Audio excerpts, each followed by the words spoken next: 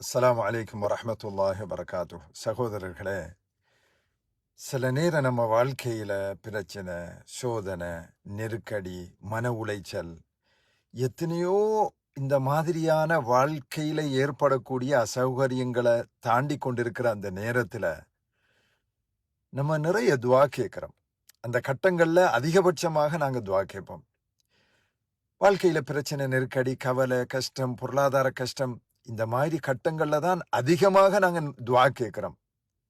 ஆனா அந்த துவாவை கேட்டுக்கொண்டு போகும்போது அதனுடைய பிரதிபலிப்புகள் ஒன்றையுமே நம்ம உடனே பார்க்க மாட்டோம். அப்ப நாம என்ன நினைக்கிறோம்? நம்முடைய துவா அல்லாஹ் நம்மளோட துவாவை ஏற்றுக்கொள்ளல, அல்லாஹ் நம்மளோட கோபத்தோட இருக்கிறான், அல்லாஹ் கோவிச்சு கொண்டிருக்கிறான், அதனாலதான் நான் கேட்டது கிடைக்கல, உடனே கிடைக்கல என்று நாங்க முடிவெடுத்து நிராசையின் பக்கம் நகர்ந்து கொண்டிருக்கிறோம். உண்மையிலே சகோதரர்களே, ஒன்றை நினைவு வச்சு கொள்ளணும். நாங்க இந்த மாதிரி கட்டங்கள்ல கேட்கக்கூடிய துவா தான் மிகவும் உளப்பூர்வமான துவாவாக இருக்கும். நாங்க வயிறு புடைக்க இருக்கும்போது நிறைய பிரார்த்தனைகள் சில நேரம் பண்ண மாட்டோம். ஆனா பசியோடு இருக்கும்போது, நோம்போடு இருக்கும்போது பாருங்க, நிறைய துவா கேட்கிறோம். அந்த துவாக்கள் உணர்வுபூர்வம் அதிகமாக இருக்குது. வசதியோடு இருக்கும்போது நாங்க சில நேரம் கேட்கிறோம். ஆனா நெருக்கடி வரும் பொழுது அல்லாஹ்விடத்துல உளப்பூர்வமாக கெஞ்சி அல்லாஹ்விடத்துல கேட்கிறோம்.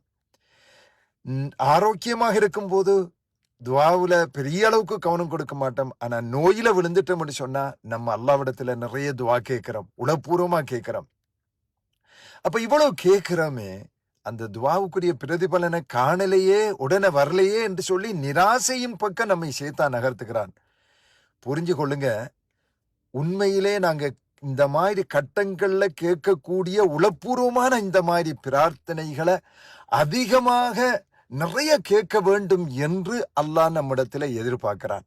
அதனால இன்னும் கேளு, இன்னும் கேளு என்று அல்லாஹ் ஒரு சந்தர்ப்பம் தர்றான். நிறைய கேளு. அல்லாஹ் கொஞ்சம் தாமதிக்க வைக்கிறதுக்கான காரணம் என்னன்னு கேட்டா, நம்ம இன்னும் நிறைய அல்லாஹ்விடத்துல துவாவை கேட்டு அல்லாஹ் நமக்கு அள்ளி தரணுமேன்னு எதிர்பார்க்கிறான். ஆனா ஷைத்தான் நம்மளை அந்த கட்டத்துல நிராசையின் பக்கம் நகர்த்தி விடுகிறான். கணித்துக்குரியவர்களை, நபிகள் நாயகம் ஸல்லல்லாஹு அலைஹி வஸல்லம் சொன்னார்கள், ஒரு அடியான் அல்லாஹ்விடத்துல கேட்கிற பிரார்த்தனைகளை அல்லாஹ் ஏற்றுக்கொண்டே இருக்கிறான். இவன் எதை கேட்டாலும் அல்லாஹ் ஏற்றுக்கொள்கிறான்.